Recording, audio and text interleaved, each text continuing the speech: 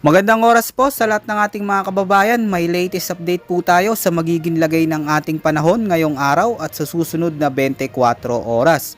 Ano nga ba ang inaasahan nating magiging panahon ngayong araw at meron nga ba tayong namomonitor na sama ng panahon o bagyo sa loob at labas ng ating area of responsibility? At may darating ba na bagong bagyo sa mga susunod na araw? So ayun nga mga kababayan, no, sabay-sabay po nating alamin yan. Dito po yan sa ulat panahon ko ngayong araw na ito. Sa kasalukuyan mga kababayan, meron tayong dalawang weather systems na umiiral ngayon sa ating bansa. Una na rito ang Northeast Monsoon o yung tinatawag natin na amihan. At ang pangalawa naman na nakakaapekto ay yung Easterlies. Dahil nga sa pag-iral ng Northeast Monsoon, apektado ngayon ang mga lugar dito mga kababayan sa malaking bahagi ng extreme northern Luzon at pati na rin sa natitirang bahagi ng ating bansa. Lalo na dito sa bahagi ng Babuyan Island at Batanes, kaya po mga kababayan ng mga lugar na ito ay makakaranas ng makakapal na kaulapan hanggang sa mga kalat-kalat na pagulan pagsapit ng hapon at gabi. Sa Eastern Visayas naman at Caraga kasama na rin ang Davao Region ay apektado naman ng easterlies. Dahil dito mga kababayan ay makakaranas ang mga lugar na ito ng mga maulap na kalangitan, kalat-kalat na pag-ulan, pagkulog at pagkidlat. Posible din ang mga biglaang pagbaha at pagguho ng lupa lalo na kung ito'y magdadala ng malalakas na pag-ulan. Sa Manila naman at sa nalalabing bahagi ng ating bansa, asahan sa mga lugar na ito ang makakapal na kaulapan na may isolated rain showers at thunderstorms pagsapit ng hapon at gabi.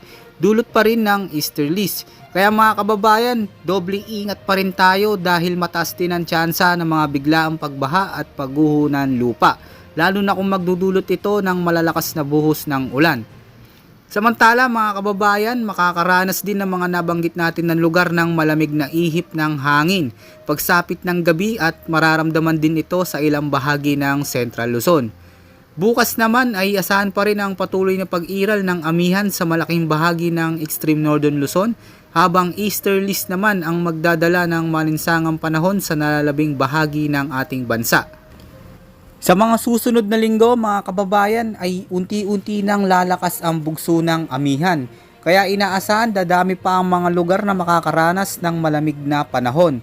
Samantala mga kababayan ko, klaro po at malinis ang loob at labas ng ating area of responsibility. At kasalukuyan ay wala po tayong namamataan na anumang posibleng sama ng panahon o low pressure area sa mga susunod pa na 3 araw.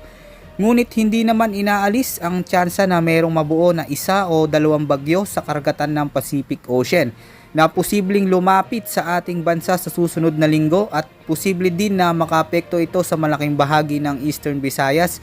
Ayon po yan sa latest tropical cyclone threat forecast ng inilabas ng Pag-asa. Kung magkaroon nga po mga kababayan, bibigyan ito ng local name na Kerubin at Rumina. Ayan po yung ating aantabayanan mga kababayan ko at ang magiging development ng forecast na ito. Yan po muna ang latest update natin at ulat panahon ngayong araw mga kababayan. Ito po ang inyong weather forecast ng bansa. Maraming salamat po at ingat po sa ating lahat.